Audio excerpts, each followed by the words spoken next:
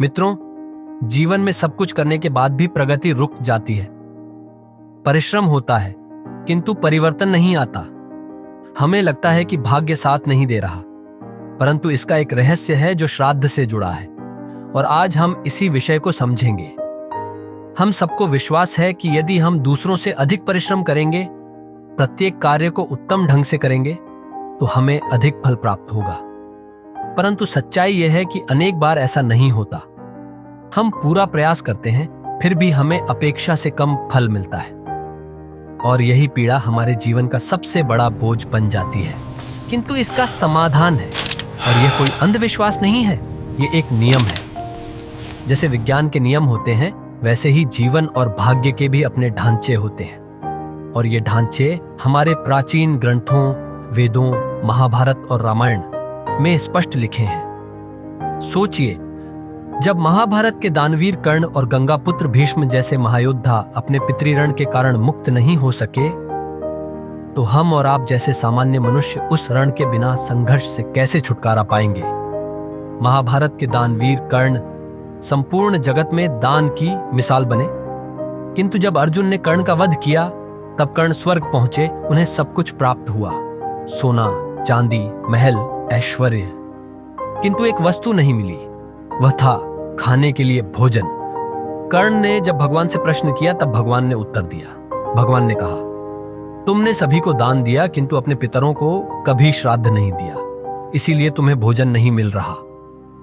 इस पर कर्ण ने अपनी इस भूल का प्रायश्चित किया। अंततः भगवान ने उन्हें 15 दिन के लिए पृथ्वी पर पुनः भेजा, ताकि वे अपने पितरों का श्राद्ध कर सकें, और वही 15 दिन आज पितृपक्ष के नाम से जाने जाते हैं। और यही हमारे जीवन की सच्चाई है।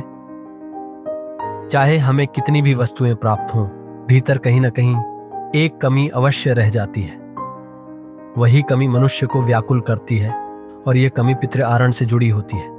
सोचिए, कर्ण के पास स्वर्ग का स्वर्ण रजत था, किंतु भोजन नहीं था, और हमारा जीवन भी कुछ ऐसा ही है। बहुत कुछ मिलता है, परंतु एक कमी रह ही जाती है। यही श्राद्ध का वास्तविक रहस्य है। महाभारत का दूसरा उदाहरण है भीष्म पितामह। उनके पास था इच्छा मृत्यु का वरदान, अर्थात वे अपनी इच्छा से जी भी सकते थे और मृत्यु भी प्राप्त कर सकते थे। किंतु क्या हुआ?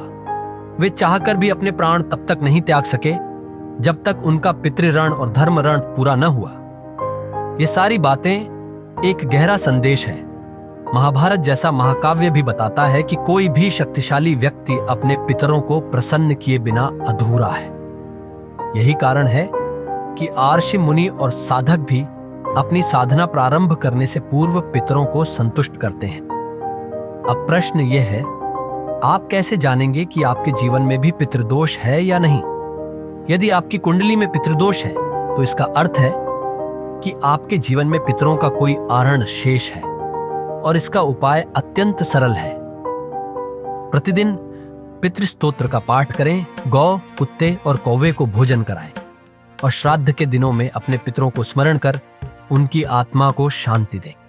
यह करते ही आप अनुभव करेंगे कि जीवन की रुकावट धीरे धीरे समाप्त होने लगती है।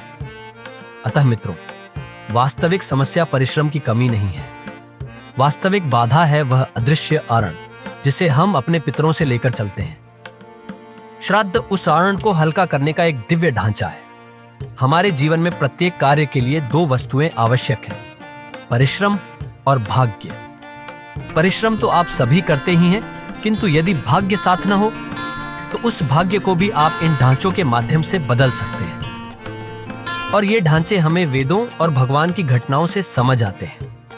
प्रत्येक आशीर्वाद का अपना ढांचा होता है, जिसे हम आपको अपनी प्रत्येक वीडियो के माध्यम से समझाते हैं।